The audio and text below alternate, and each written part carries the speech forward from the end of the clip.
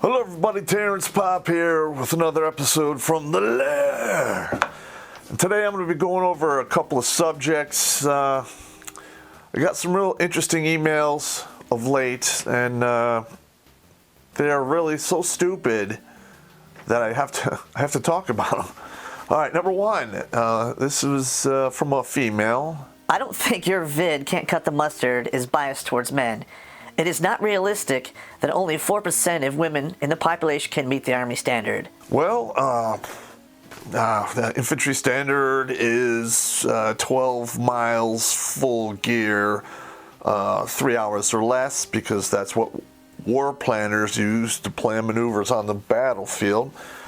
A 200-pound man really doesn't have much problem picking up another 200-pound man and carrying him a quarter of a mile if need be to a medevac. Or reaching into, I don't know, the top of a tank where it's just a hole about this big and you have nothing but upper body strength to pull the guy out. And you're talking about his body weight and all of his equipment with him because it's all strapped on. So, am I being, biased here? No, I'm just telling you the truth. This isn't a game. I don't understand why why they fought this so tooth and nail to have women in frontline combat units. But I mean, you could have experimented with NFL or soccer or something first, where you don't have people's lives on the line. Arms, legs being paralyzed, killed, ripped apart, or better or worse, just dying because you had to go back to get somebody who couldn't carry their own weight. And sure, I mean, there's probably 4% of women out there that can do it. Okay. There is, but when you're talking about industrialized warfare, you're talking about a lot of numbers you need to put on the field as fast as possible. So they do that by, take everyone that gets out of high school at 18, 19, 20, boom, they send them to basic training. Most of the men will make it through the first time go. So in 3 to 4 months time frame, you could have, I don't know, a couple million dudes on the ground, at least basic infantry level qualified. Now, if you were to do the same thing with women and take 1 million women that just got out of high school and put them in the same thing to make the same standard, 4%, maybe less, would probably make it. And then, when you are in a war type situation, you need to move 12 miles, 3 hours or less, any terrain, every day, all day, until you die, they give up, or you get rotated to the rear. And that could be anywhere from 1 day to, 3 years. I mean, there were guys in World War II just did it day in and day out. And they got to where they're going. Every night they dug a hole, they slept in a hole, they got up, they filled it in, they walked out another 10, 12 miles. It is what it is. It's combat. There's nobody there with a striped shirt who's going to throw a yellow flag, penalty on the plate. I mean, you get hit, you're done.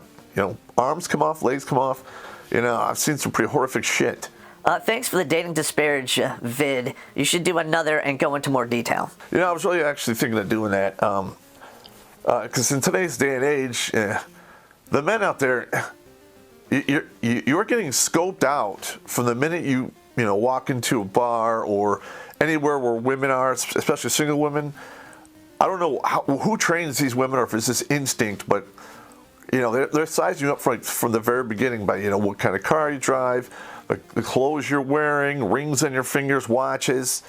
I don't know, maybe it's instinct for them, but whenever you tell them, I'm going to college to be an architect, I'm going to be an attorney, they already know in the back of their mind, what you can do and what money you're going to make in the future, and and I remember there was that one Prager University video. It says, marriage is good for men. I know, as somebody who's been married, I'd have to say no, unless it's a true 50-50 kind of thing where you pull your weight, she pulls her weight, but it's seldom, if ever, is that.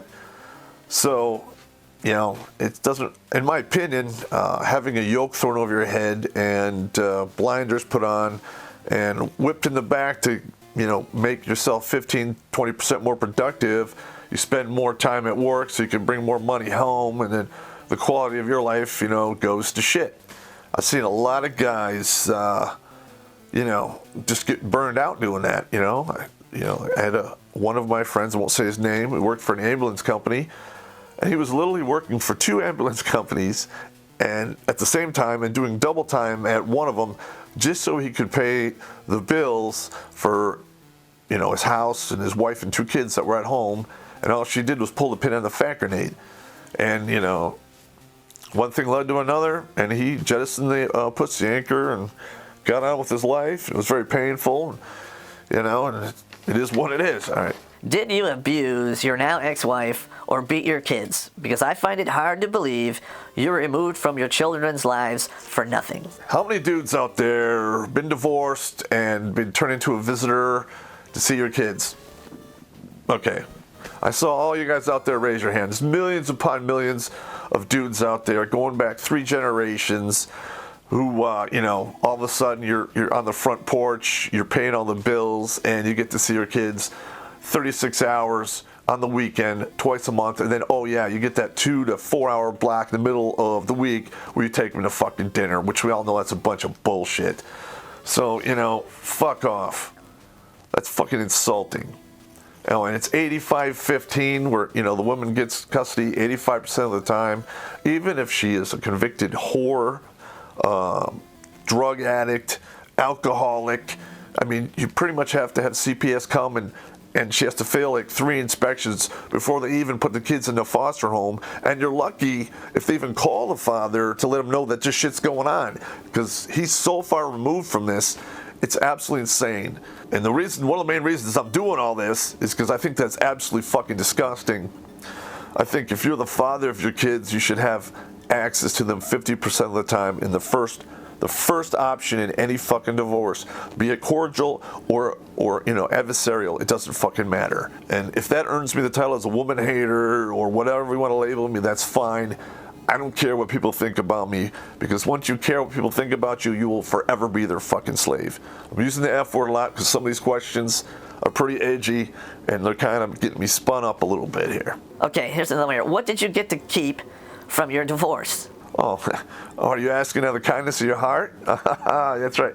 I think I took a futon, the massage chair that's sitting behind me, and that's pretty much it. I took my personal effects, books, and clothes and stuff, which, by the way, her family packed up all my shit, went through all my stuff, and put it in the garage when I was away on duty, which, I consider a personal slight and totally disrespectful. My former father-in-law, he should just feel shame over the whole goddamn thing. I didn't have the swords back then, but I had a hell of a lot of guns. Most of those are gone now. I only have a few, and they're in storage at a friend's house. I don't keep any here in New York because I'm gun compliant. All right, somebody asked me, what are my thoughts on mercenaries? I've been able to do what I do in the Army, and I've lived with it because, it's in defense of your country. Some people say I'm a slave or whatever. I'm a fool for being a blind idiot. I got it. Okay, now I hope to God that I don't have to become a mercenary when and if I ever retire from the military, because I don't think I would be able to live with the after effects of some of the shit you have to do in that line of work. Now, if I'm, just being a guard somewhere on a motor pool and I'm not doing any crazy stuff, I don't think that's much of a problem. I could even probably do personal security detail work, where you just, you're a bodyguard pretty much, bullet sponge, what have you, because I'm an old gunfighter. And there's some truth to all this right here, and you need to really be aware of the old man in a profession where men die young. Because that old salty motherfucker's got a few tricks up his sleeve, and he won't fight clean, he'll fight dirty, and he fights to win. Just remember that, you young bucks out there. There's no upside to fighting an old guy. You beat his ass, you'll forever be the guy who beat up an old man. And if that old dude so much as scratches you, you'll be the guy who got his ass kicked from the old man. So buy that old man a beer and listen to him run his fucking mouth, shake his hand, and walk out, and you'll be better for it. And you actually get wiser. Worst combat injury I ever saw. Holy shit, that's a bad one. The Panama invasion, 1989, I came in across a ranger who landed so hard he was folded in half over his own legs and pelvis. He was deaf. He was a paraplegic at a minimum. I think he did survive, but that was horrible. And I remember when I came across him, a medic got there about the same time as me, and he was saying, "Oh God, please kill me." And I can say this, that if I was in his shoes, I would want somebody to put me down. I don't think I could survive being paralyzed, you know. You can't write this down. You can't write it down ever, but you talk to all your guys in your company, and you ask them a simple question. At what point do you not want to survive? Most of it was, paralyzed, quadriplegic. Mine was 2 legs. If I lost 2 legs, that's it. Just take the clamp off, give me an extra morphine.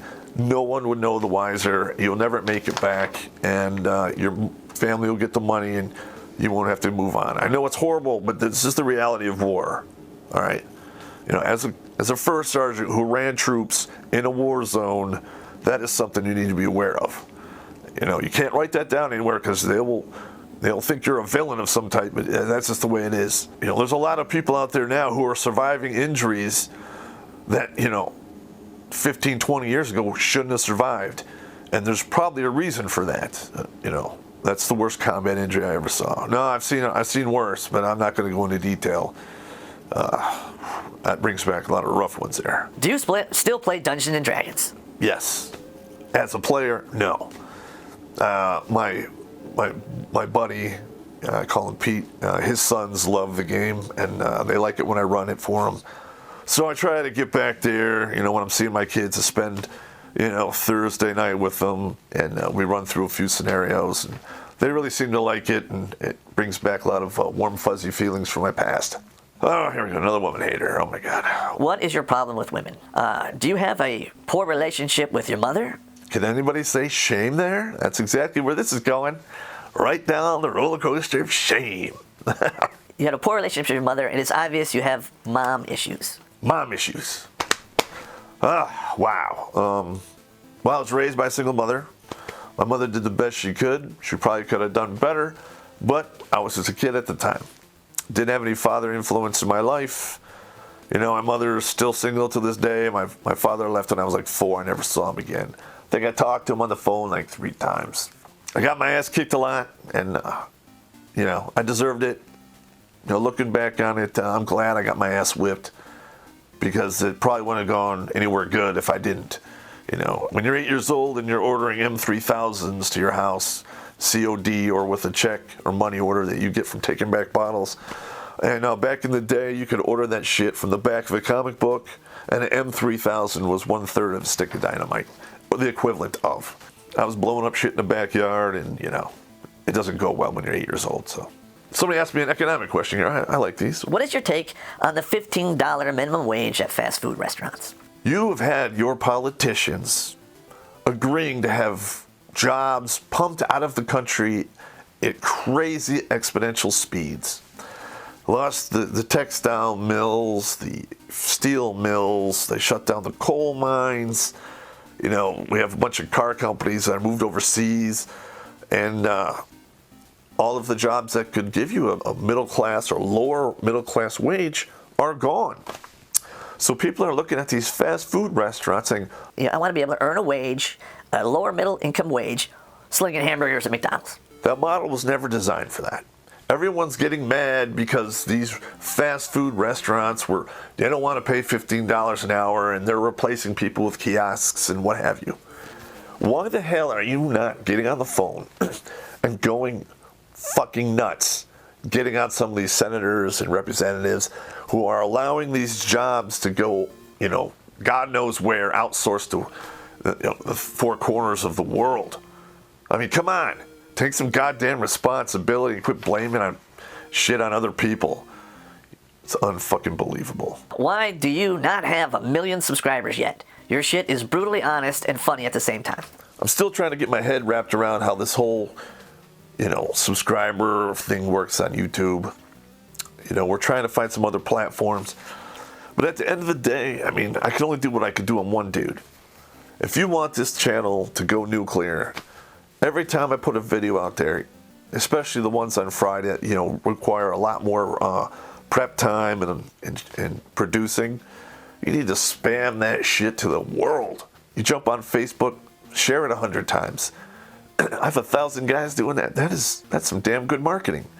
And, I think I bring something of value to the equation. You have to excuse me. I'm getting over a cold, and it kind of went down in my chest here. So yeah, I mean, if you want to see me get 1 million subscribers, that'd be great. I mean, I tell it to you straight, and I try to tell it to you in a funny way so you don't forget it, and it doesn't sound like a fucking lecture, because nobody likes a goddamn boring lecture. But, you throw a couple fucks in there, asshole, bitch, blah, blah, blah. People's ears perk up. That's just the way men are. What is your take on the nude pics of the female Marines posted on Facebook? Okay, I read the article, and these Marines are like, they're not going to re-enlist, whatever. Now listen, the Marine Corps, pound for pound, when those people come out of basic and AIT training, 0311, that's an infantry, when they come out of infantry school as a Marine, they are pound for pound the best combat soldier right out of the forge. Bar none. Period. It beats the Army hands down. Because there's a lot of traditions that the Marine sticks to that the Army is backed off of. I'm not trying to, bash you guys. But what you don't know about the Marines is they have terrible retention rates as it is. They dump all that money into the commercials and make it sound like it's, great. And then you get in there and they treat you like shit. They work you like a dog. And you feel like a whipped mule at a fucking, a Mennonite home or something where it's, tilling the fields all day. I mean, I was straight leg infantry, motorized infantry, airborne infantry, and we never humped a 50 caliber on our goddamn backs. Are you out of your goddamn mind? They fucking do that shit. God bless them. I don't want to do it, but the Army, they don't catch up to the Marines until, they get to their home unit and say they go to the 82nd Airborne Division and they do some more training, and probably takes a good 18 months for the soldiers to catch up where the Marines were. And another thing I noticed, because I was in country in 04 for both of the Fallujah fights, and I noticed, because there was a map on one of the alternate TOC, because they always have to keep 2 TOCs running at the same time, in case they have to fall back or whatever. And they had the whole city of Fallujah, and it was broken down in his combat lanes. And there was some Army, and there were some Marines. And at the bottom, they kept a tally of all the wounded and killed. And I was looking at the numbers, and I'm like, what the fuck? The Marines were taking 30% more casualties. I'm like, that is just fucking wrong. And you could hear the difference in the radios. Like, you'd hear the Army unit. They're like, oh, we're taking fire. Oh, we're going to hunker down and call up the tank. 5 minutes later, oh, the tank is here. We're going to start shooting now. And then they go and do their deal. When you hear the Marines, they're like, we're taking fire. We're assaulting. I was just like, I literally, they had to uninvite me from the TOC because I couldn't stand in there and just witness that. It was a horrific waste of young human beings. They quit halfway through the first Fallujah, and then, the second one. I mean, whenever you have to fight the same battle for the same goddamn battle space, you basically, all the people who got wounded and killed in the first one, you just threw their lives away or their health away for nothing. All right, that really bothers the shit out of me. All right, you have to give me a moment here. I gotta go get me something to drink, and then I'll read you a poem.